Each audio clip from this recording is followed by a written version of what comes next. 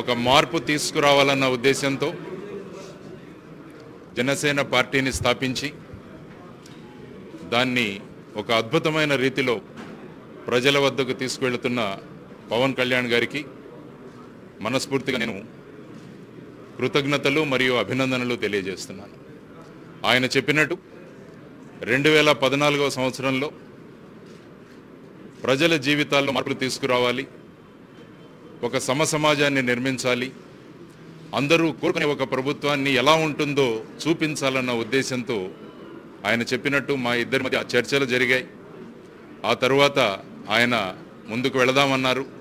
కానీ ఆ కాలంలో నాకున్న కుటుంబ బాధ్యతలు వీటిని కోసం నేను కొద్దిగా వెనక్కి తగ్గాల్సి వచ్చింది.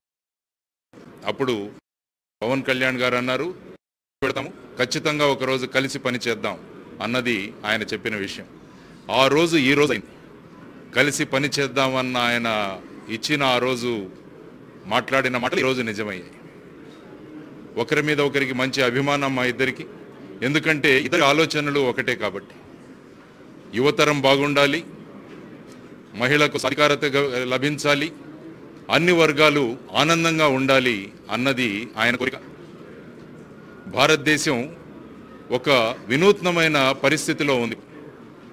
భారతదేశం అంతా యువతరంతో నిండిపోయింది.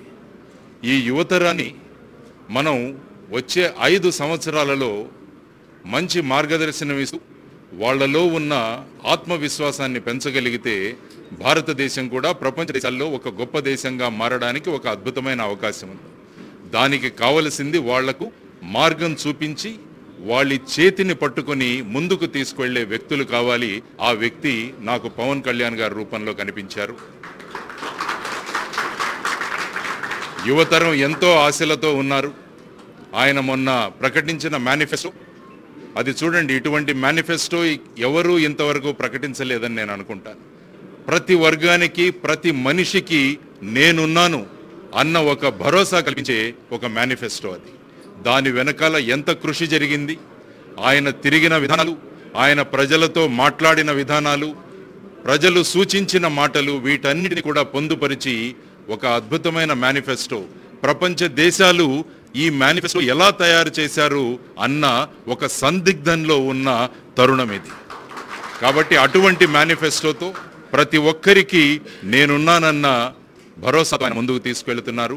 అటువంటి వ్యక్తితోటు మనం ఉండాలి.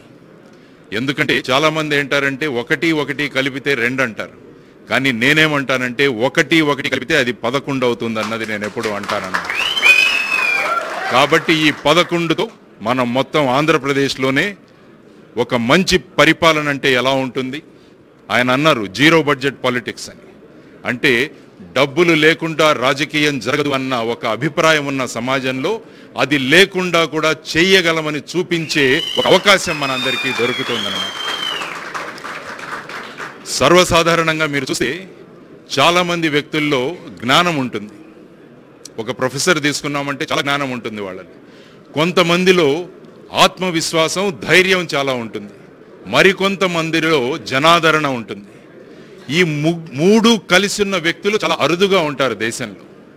మంచి జ్ఞాన సంపద, మంచి ధైర్యం, ఆ తరువాత ప్రజాదరణ. ఇటువంటి వ్యక్తులే సమాజంలో మార్పు తీసుకురాగలరు. ఆ 3 లక్షణాలు పుణికి పుచ్చుకున్న వ్యక్తి శ్రీ పవన్ కళ్యాణ్ గారు అన్నమాట. కాబట్టి అటువంటి వ్యక్తి ముందుకొచ్చి ఆయన అనుకుంటే, ఆయన ముందే చెప్పారు చాలా చోట్ల, నేను అనుకుంటే బ్రహ్మాండంగా నేను డబ్బులు సంపాదించుకోగలను నా ఫీల్డ్లో వెళ్ళి. కానీ అది వదిలేసుకున్నారు ఆయన.